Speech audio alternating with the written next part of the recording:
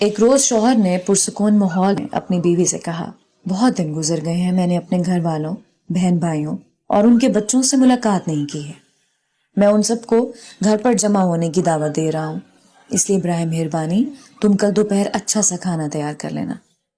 بیوی نے گول مول انداز سے کہا، انشاءاللہ خیر کا معاملہ ہوگا۔ شوہر بولا، تو پھر میں اپنے گھر والوں کو دعوت دے دوں گا۔ اگلی صبح شوہر اپنے کام پر چلا گیا اور دوپہر 1 بجے گھر واپس آیا۔ اس نے بیوی سے پوچھا، کیا تم نے کھانا تیار کر لیا؟ میرے گھر والے 1 گھنٹے بعد آ جائیں گے۔ بیوی نے کہا، نہیں، میں نے ابھی نہیں پکایا، کیونکہ تمہارے گھر والے کوئی انجان لوگ تو نہیں ہیں، لہٰذا جو کچھ گھر میں موجود ہے وہی کھا لیں گے۔ شوہر بولا، اللہ تم کو ہدایت دے، تم نے مجھے کل کیوں نہ بتایا کہ تم کھانا نہیں تیار کرو گی؟ وہ لوگ 1 گھنٹے بعد پہنچ جائیں گے، پھر میں کیا کروں گا؟ بیوی نے کہا، ان کو فون کر کے معذرت کر لو، اس میں ایسی کیا بات ہے؟ وہ لوگ غیر تھوڑی ہیں، آخر تمہارے اپنے گھر والے ہی تو ہیں۔ شوہر ناراض ہو کر غصے سے گھر سے باہر نکل گیا۔ کچھ دیر بعد دروازے پر دستک ہوئی۔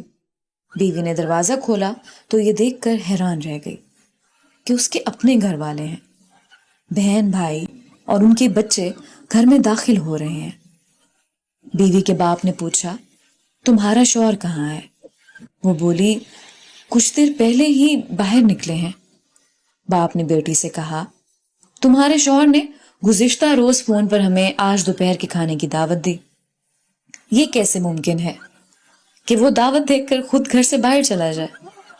یہ بات سن کر بیوی پر تو گویا بجلی سے گر گئی۔ اس نے پریشانی کے عالم میں ہاتھ ملنے شروع کر دیے، کیونکہ گھر میں موجود کھانا اس کے اپنے گھر والوں کے لیے کسی طور لائق نہ تھا، البتہ یقیناً اس کے شوہر کے گھر والوں کے لیے لائق تھا۔ اس نے اپنے شوہر کو فون کیا اور پوچھا، تم نے مجھے بتایا کیوں نہیں کہ دوپہر کے کھانے پر میرے گھر والوں کو دعوت دی ہے؟ شوہر بولا، میرے گھر والے ہوں یا تمہارے گھر والے، فرق کیا پڑتا ہے؟ بیوی نے کہا، میں منت کر رہی ہوں کہ باہر سے کھانے کے لیے کوئی تیار چیز لے کر آ جاؤ، گھر میں کچھ نہیں ہے۔ شوہر بولا، میں اس وقت گھر سے کافی دور ہوں، اور ویسے بھی یہ تمہارے گھر والے ہی تو ہیں، کوئی غیر انجان تھوڑی ہیں، ان کو گھر میں موجود کھانا ہی کھلا دو، جیسا کہ تم میرے گھر والوں کو کھلانا چاہ رہی تھی، تاکہ یہ تمہارے لیے ایک سبق بن جائے جس کے ذریعے تم میرے گھر والوں کا احترام سیکھ لو۔ دوستو، لوگوں کے ساتھ ویسا ہی معاملہ کرو جیسا تم خود ان کی طرف سے اپنے ساتھ معاملہ پسند کرتے ہو۔